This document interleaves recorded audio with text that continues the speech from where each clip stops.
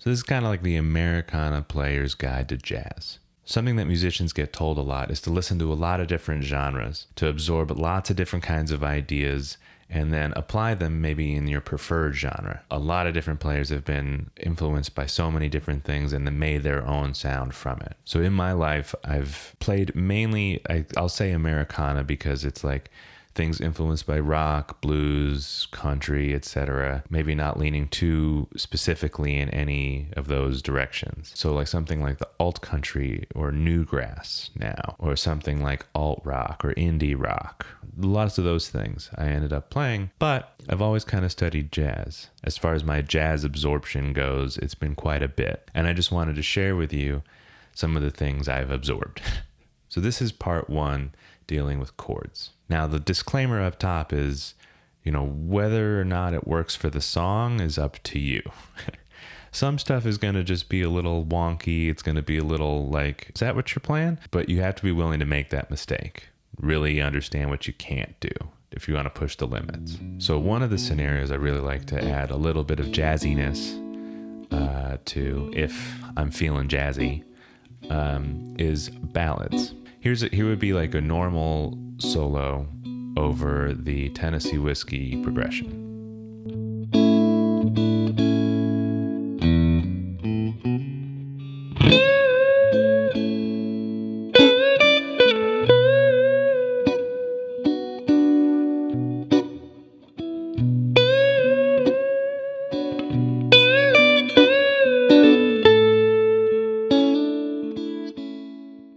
So if I wanted to add some jazziness, I don't think it would take away from the song. I think it would add a lot to like the sentimental feel of the music behind it. I think it would add a lot to the prettiness of the song, the beauty of the song, and like maybe add a sense of classiness to it as well. And again, we're not going like super jazz box here. We're going like influenced by jazz. So here's a jazz solo over that same progression.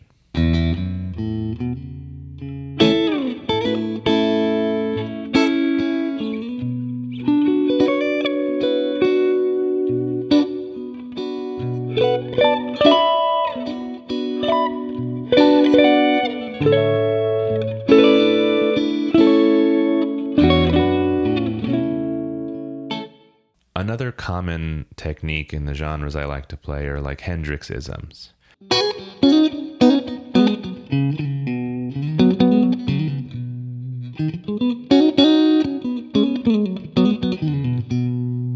Those are all non-offensive, non-chord tones. Adding the seventh, though, can sometimes be a little different flavor while still retaining that vibe. Often with this kind of stuff, especially the major seven, it's as long as you treat it melodically and not just like, here it is, then it can go down a lot easier. So here's like a 1, 6, 2, 5 progression with some sevenths added to each of those chords, and maybe a few chromatic passing notes.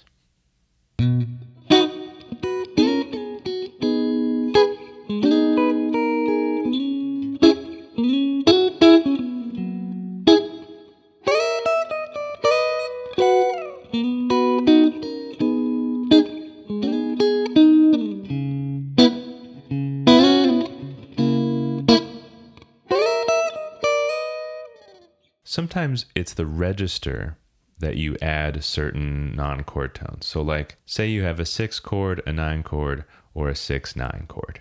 Oftentimes a jazzier voicing of that would be kind of in the lower register, something like this.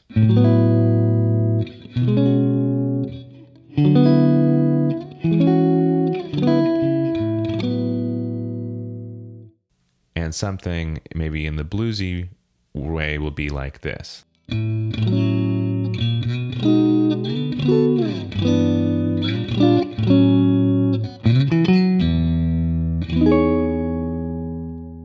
And here would be one where, again, you're going to take it melodically, but we're going to start using the 13 and 9th or 6 and 9th degrees in these chords and make it a part.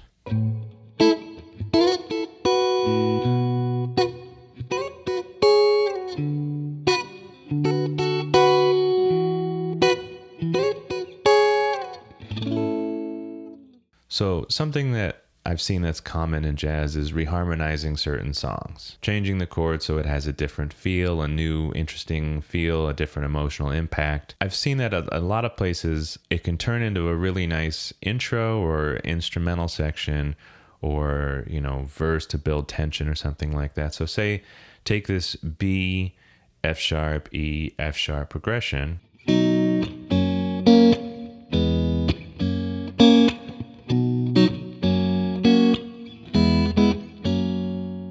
It's a nice feel, but we can make it like maybe like a slightly tense intro to something. So let's make it like B, F sharp 7 sus over B, and then like E9 over B, and then back to the 7 sus thing. And again, make it a nice little part that it might be a tad more interesting, a tad more complex, but still nice and melodic and still in the style than just your regular, you know, B, F sharp, E, F sharp.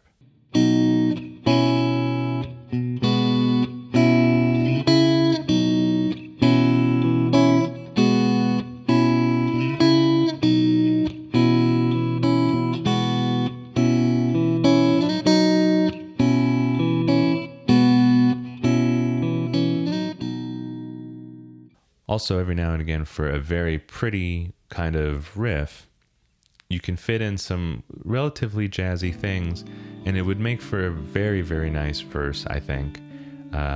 Maybe a bit more complex again. So here would be a riff that involves some of those like more complex chords or voicings.